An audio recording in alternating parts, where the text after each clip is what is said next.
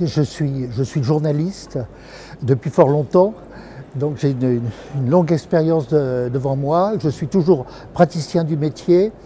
Mon angle de vue souvent ça a été la vie des idées.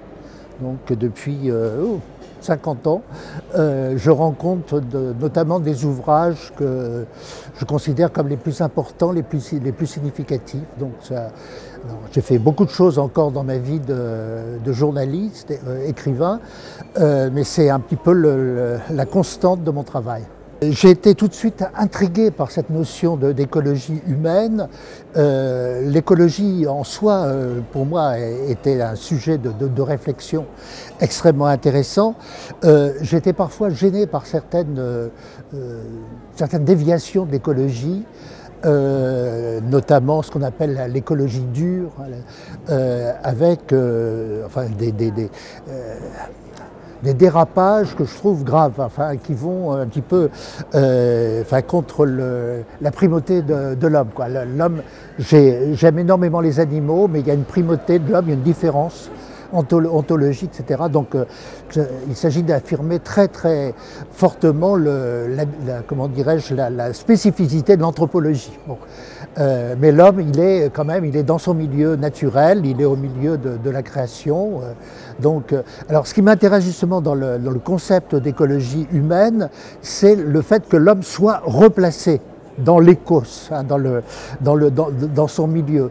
Et donc l'homme demeure en quelque sorte le sujet de son destin, mais il le fait dans son milieu, à l'intérieur de son milieu, sur lequel il a à exercer une veille bienveillante. Comme disait le poète Hölderlin, je crois, l'homme habite en poète sur la terre, dans son milieu, etc. Donc, c'est ça que je saisis d'abord dans l'écologie humaine, c'est la présence de l'homme au monde et une présence au milieu d'un monde qu'il doit sauvegarder, qu'il doit préserver, en même temps qu'il doit enrichir aussi. Voilà, donc l'écologie humaine, ça ajoute une orientation philosophique qui me paraît considérable. Écoutez, d'abord, je suis impressionné par l'auditoire, les personnes qui sont là, qui sont absolument passionnées par tout ce qu'ils entendent et qui me semble, je ne les connais évidemment pas toutes, mais il me semble que tout ça est intégré dans leur propre existence, dans leur propre sphère de travail. J'ai fait cette réflexion à quelques amis que je rencontrais. Là, j'ai l'impression qu'ici, il y a les véritables écolos, si vous voulez. Parce que souvent, chez les Verts ou ailleurs, etc., on parle, en fait, on se soucie fort peu de l'écologie. En fait, on a des passions politiques et tout, mais l'écologie, elle est en fait secondaire. Or ici, j'ai l'impression qu'on a affaire à des gens qui...